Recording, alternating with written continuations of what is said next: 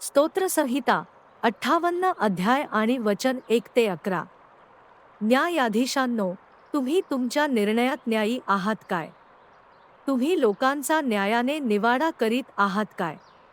नाही, तुम्ही फक्त वाईट गोष्टी करण्याचाच विचार करता. तुम्ही या देशात हिंसक कृत्ये करीत आहात. त्या वाईट लोकांनी जन्मल्याबरोबर दुष्कर्म करायला सुरुवात केली. ते जन्मापासूनच खोटारडे होते. ते सापासारखेच भयंकर आहेत आणि नागाप्रमाणे त्यांना ऐकू येत नाही. ते सत्य ऐकायला नकार देतात.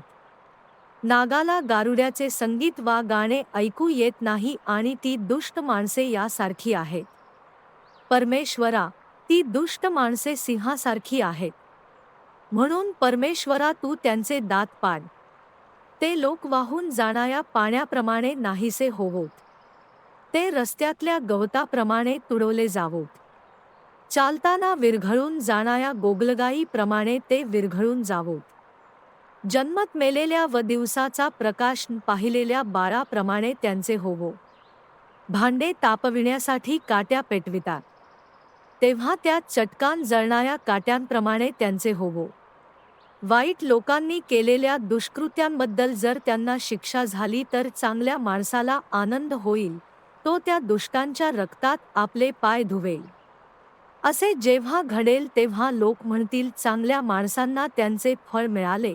जगाला न्याय देण्यासाठी देव खरोखर आहे. स्तोत्रसंहिता 58 अध्याय आणि वचन 1 ते 11. ख्रिस्ताच्या वतीने आम्ही तुम्हाला विनंती करतो की देवाशी समेट करा. कारण देवाने जगावर एवढी प्रीती केली की त्याने आपला एकुलता एक पुत्र दिला, यासाठी की जो कोणी त्याच्यावर विश्वास ठेवतो त्याचा नाश होऊ नये तर त्याला सार्वकालिक जीवन मिळावे. असे लिहिले आहे, मशीहा दुःख सहन करेल आणि तिसऱ्या दिवशी मेलेल्यांतून उठेल आणि त्याच्या नावाने सर्व राष्ट्रांमध्ये पापांच्या क्षमेसाठी पश्चात्तापाची घोषणा केली जाईल. आज जर तुम्ही त्याची वाणी ऐकली तर तुमची अंतःकरणे कठोर करू नका.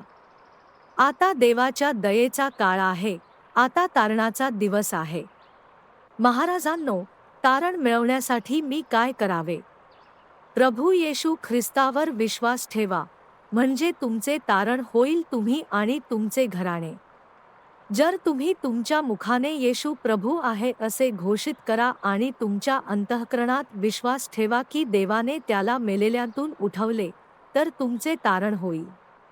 तुमच्या पापांची क्षमा होण्यासाठी पश्चात्ताप करा आणि तुमच्यापैकी प्रत्येकाने येशू ख्रिस्ताच्या नावाने बाप्तिस्मा घ्या, म्हणजे तुम्हाला पवित्र आत्म्याचे दान मिळेल.